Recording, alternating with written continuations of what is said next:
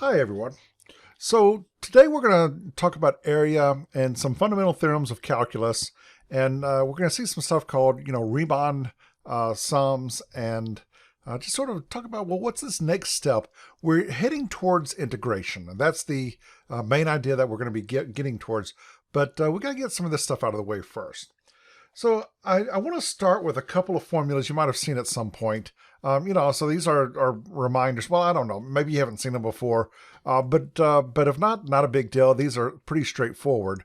If we have something like 1 plus 2 plus 3 plus 4 plus 5, and we keep on going up to some number n, then what we're doing is we're taking the summation of I, where I goes from 1 to n. So I'm just representing that here.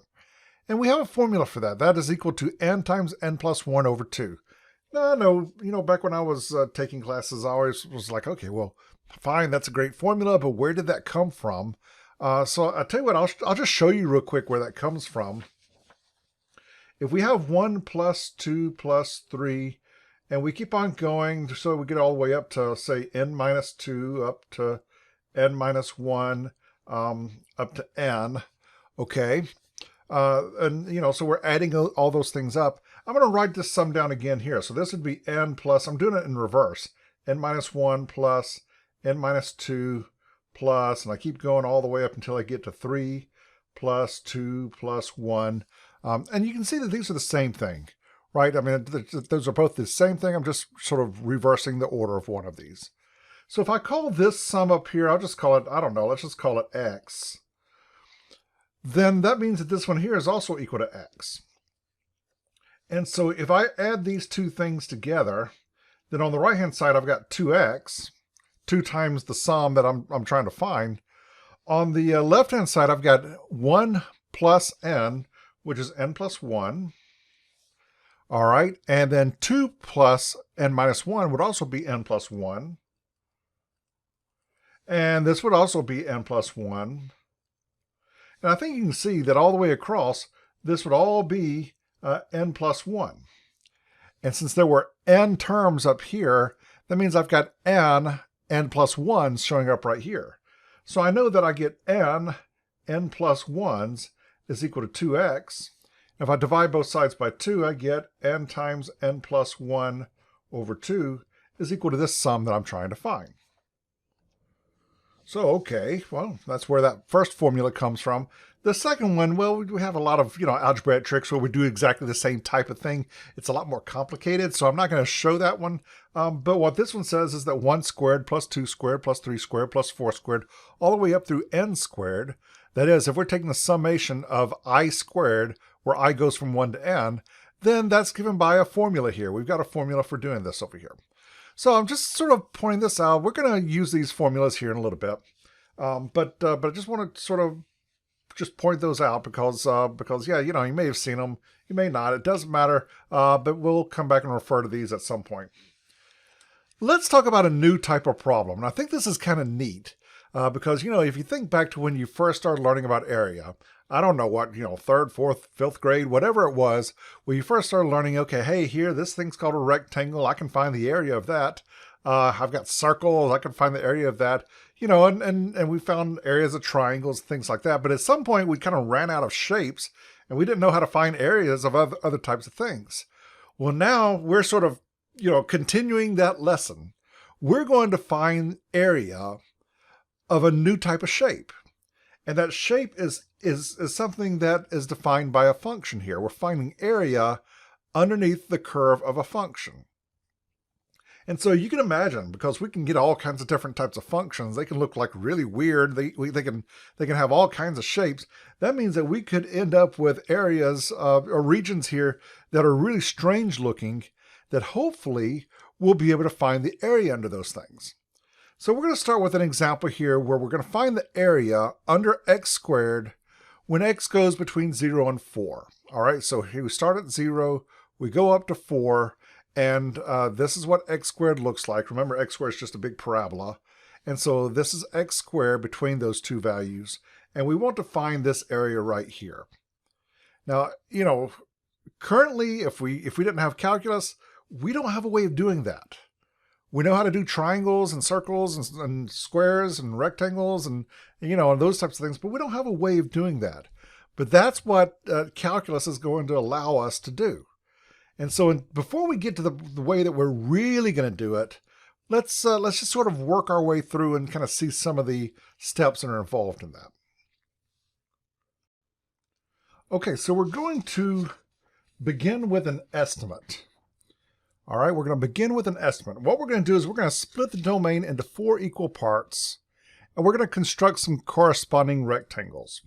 So here we've got 0, 1, 2, 3, 4. We're just splitting up this domain between 0 and 4 into 4 rectangles. And we should be able to find the area of each of these rectangles. What we can see here is that if the way that we split this up, now of course we could split it up in different ways. We could have split this up into 8 rectangles or 20 rectangles or however many we want. But the way we split it up here, we can see that we've split it in such a way that the width of each rectangle is 1. Well, what about the height of each rectangle? Well, let's think about this point right here. We know that this function is x squared. And so this is at x equals 1. So it looks like what we get here, we get a height of this very first rectangle right here is going to be f of 1, which is 1 squared, which is 1. This one right here, okay. This one, this rectangle here, is going to be f of 2, which is 2 squared, which is 4. This one is f of 3, which is 3 squared, which is 9. This one up here is f of 4, which is 4 squared, which is 16. Okay, so I've got 4 rectangles. I know the width of each one. I know the height of each rectangle, and that's just dictated here by this. And so I'm going to estimate this region that I was looking for. Remember the region we're trying to find. We're going to estimate that by just summing up the areas of each of these 4 rectangles. And now I think that you can see that okay, that's not a very good estimate. It's going to overestimate my area. And in particular, how much is it going to overestimate by? Well, it's going to overestimate by, like this part right here, this part right here, this part right here, this part right here. I'm going to have an overestimate. But hey, it's kind of better than nothing. Okay, so let's find this estimate. Our estimated area is the sum of the width of each rectangle times the height of each rectangle. And we've already seen the width of each rectangle is 1. And we've already identified the heights of each one. That's going to be f of 1 for this first one, f of 2 for the second one, f of 3, and f of 4.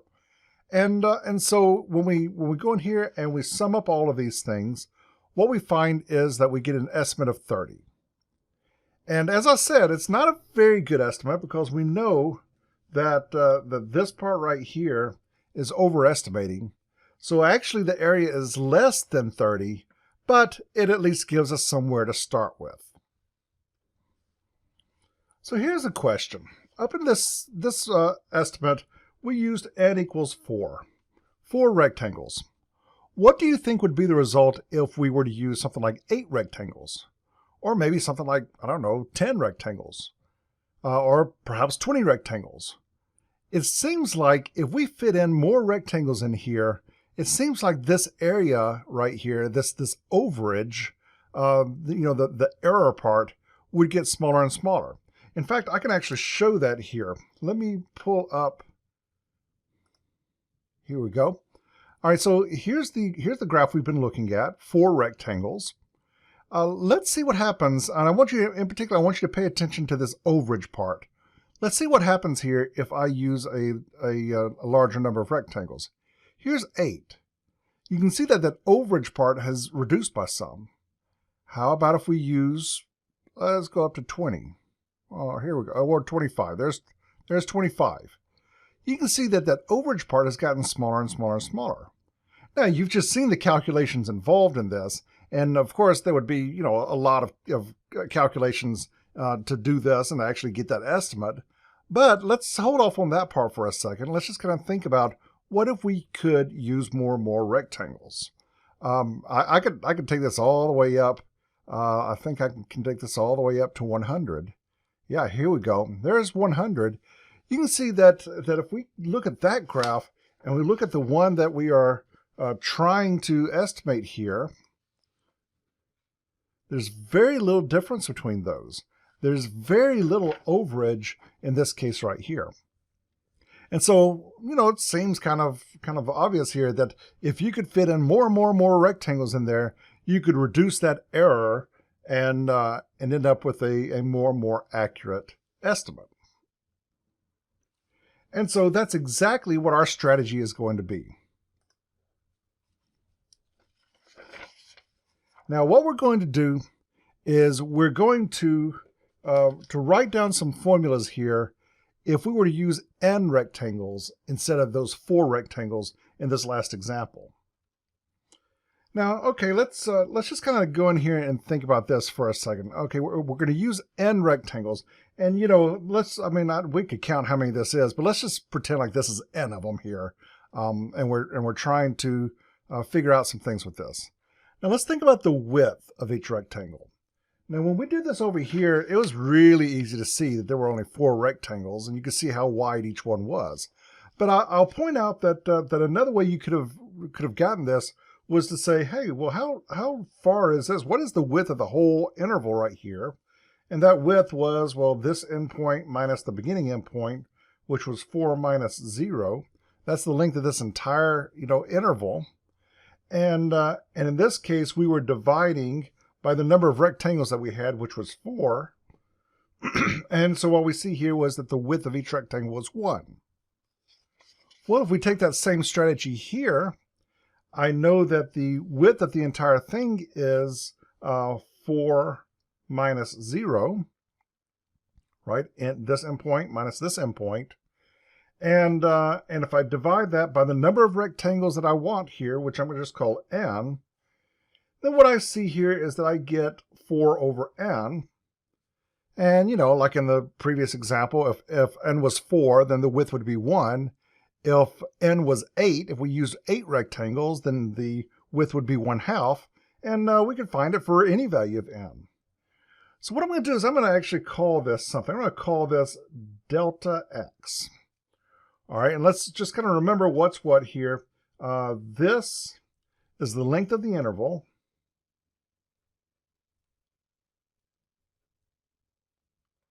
And this is number of rectangles. Okay? Now, suppose we do this. Let's let x sub I be the x value that corresponds to the ith rectangle. All right, so I is just some number. Ith is like the 2nd or the 5th or the 12th or whatever it is. Let x sub I be the x value that corresponds to the ith rectangle.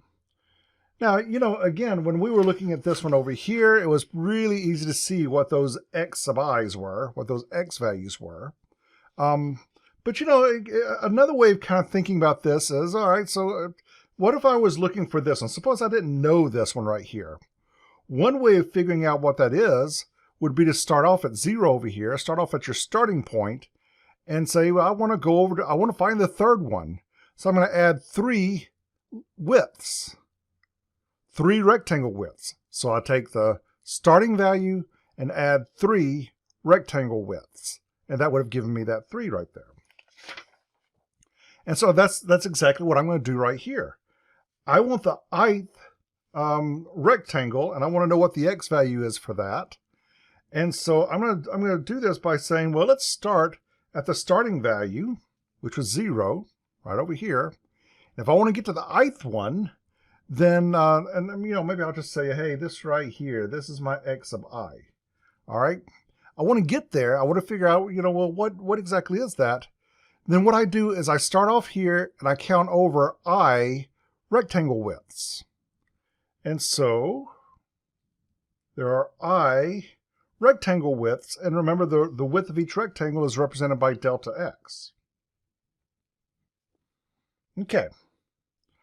And so we end up with this right here, and let's just think about what that would be if I kind of plug in everything I know here.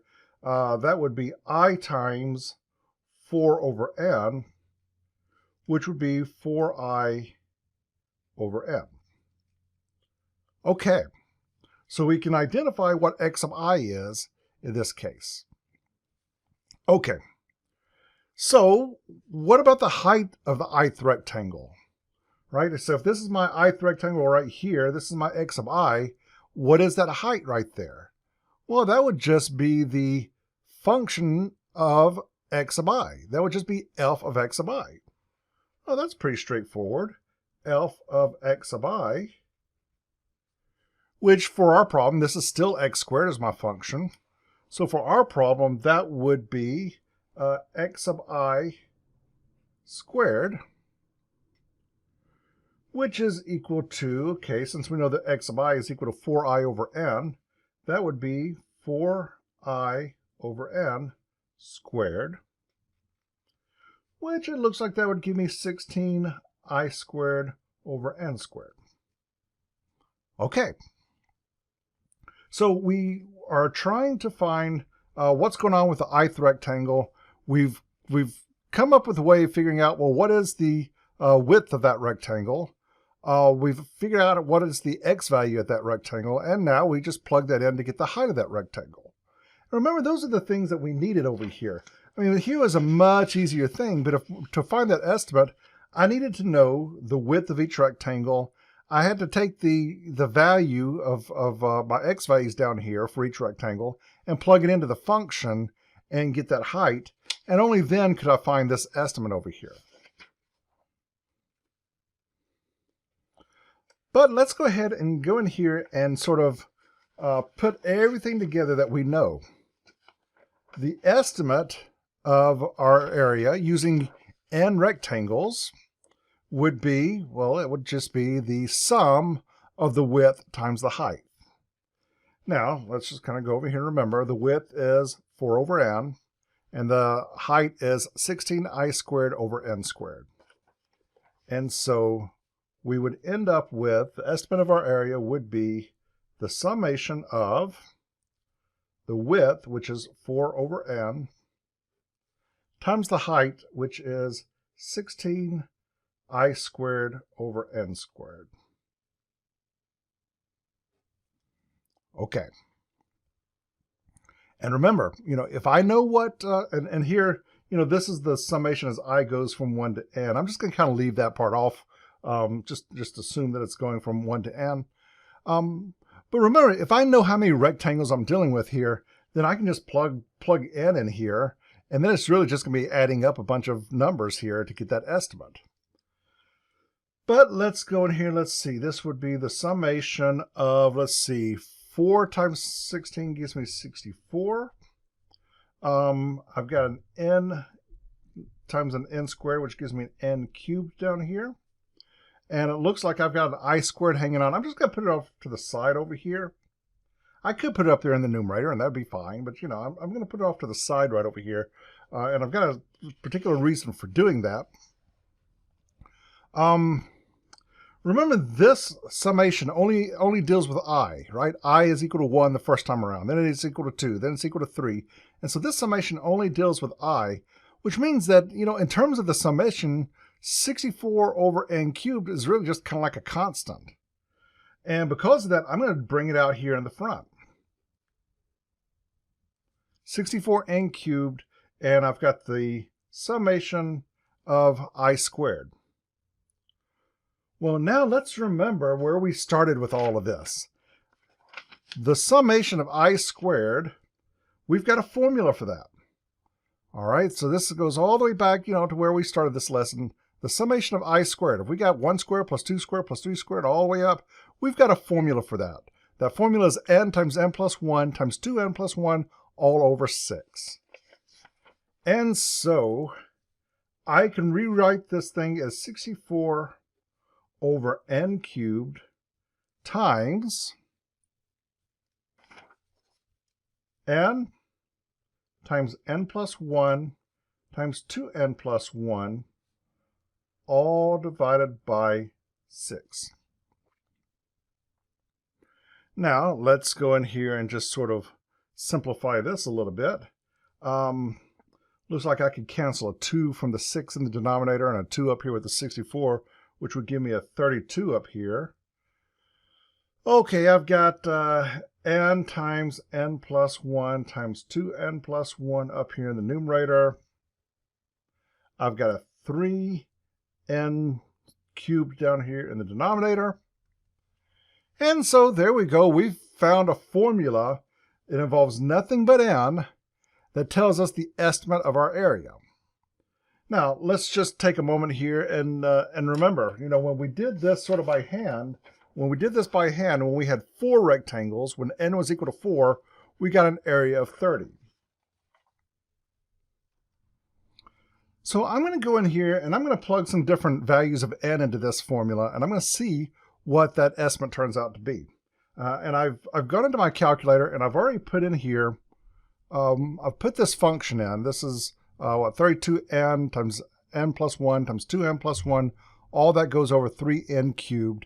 And I've put that in my calculator right here, and I'm just going to look at a table. I'm going to press second graph to get to the table function.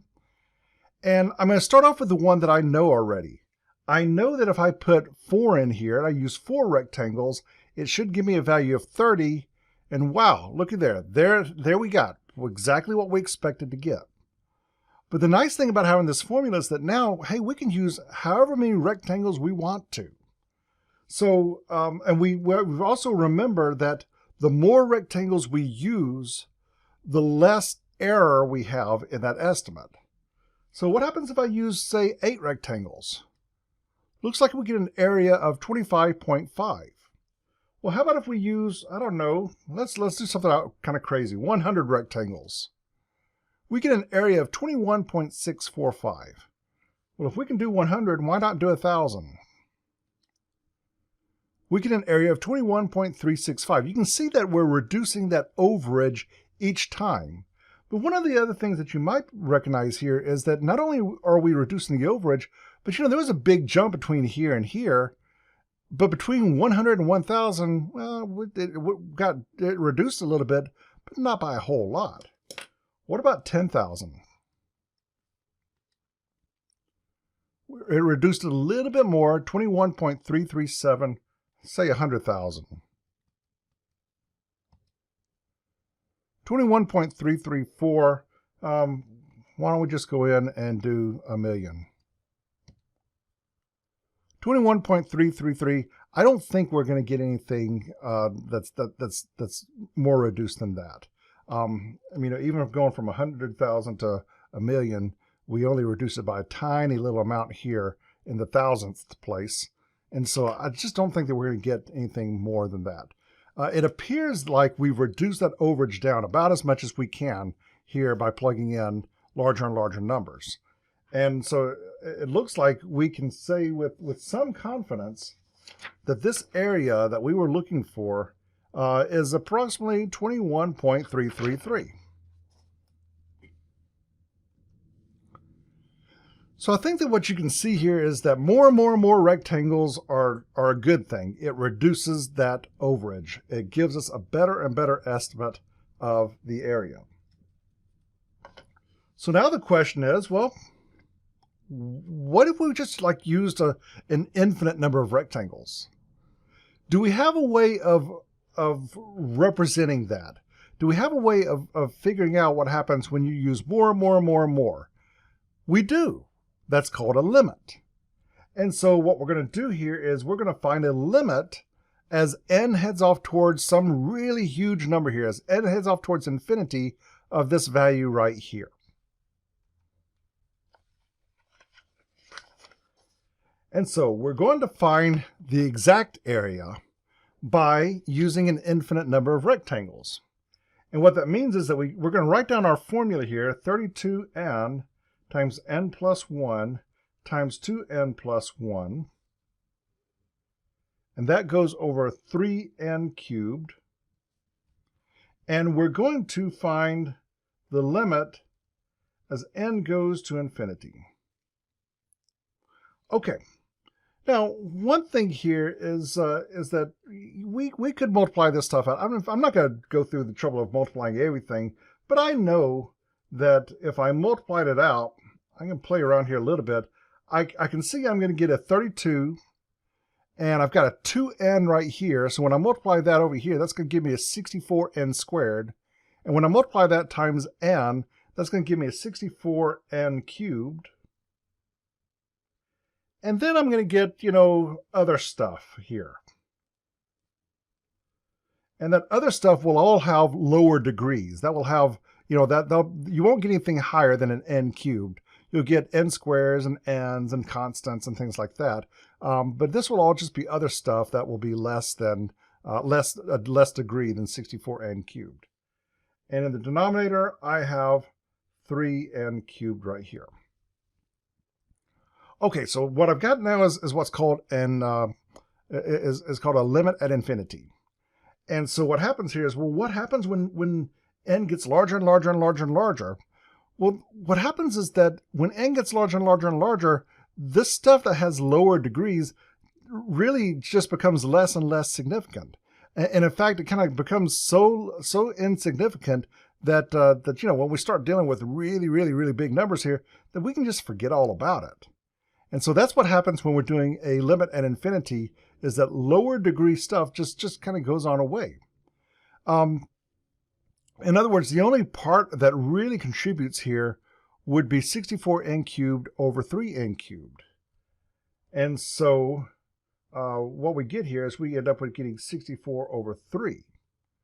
Now let's see, what is 64 over 3? Let's get into my calculator. What is 64 over 3? It is 21.33333. That's exactly the value that we were seeing here when we were doing this. And so what we have found is the exact area. And so, that's kind of a neat way of doing this. Now, I don't want you to worry. We did a lot of stuff here. We brought in a lot of things. We were dealing with summation notations. We had new formulas popping up. We were dealing with infinite number of rectangles. We were taking limits. We were doing all this kind of stuff. And we ended up with an area this way. This is not the way that we're going to do this. This is kind of like that when we first started talking about derivatives. Remember, we had a definition and we kind of went through all that and said, okay, hey, here we go. Now we know what a derivative is, but then that wasn't really the way that we did derivatives. It's sort of the same idea right here. So, we've seen all of this stuff. We see how it works, but we're not going to be finding areas this way. But it's a pretty neat thing. And I will just point one thing out here. Remember, the exact area that we were finding here came from taking the summation of, remember we had height times width, right? So height was f of x sub I, and we had the width, which we represented by delta x. And then what we did here was we did a limit here, and we said, okay, hey, just plug in an infinite number of rectangles in there, which was really just doing a limit. And so we were looking at something like this. Now I just want you to do this. Don't worry too much here about this. All we're going to do right now is talk about a little bit about notation. This becomes something that looks like this. This summation right here, I'm going to replace it with an elongated s over here. And alpha of x sub I, I'm just going to replace that with alpha of x. And this delta x, I'm going to replace that with dx. And you see that hey, it looks like these things are very much related, and it turns out that they are. They are very much related, and that's what we're going to see in the next video. I will put a little something more in here. I'm going to put a little a right here and a little b right here, and that a and that b actually represents the lower endpoint and the upper endpoint of the region we're talking about. But this is something that we're going to call a definite integral, and we're going to talk a good bit about it here in the next video. All right, well that's it for this video. Make sure you kind of go back and look through this if you need to kind of review over it again before you get to the next one. because we're going to be pulling some of these ideas here in the next video. So I hope that's been helpful. Best of luck.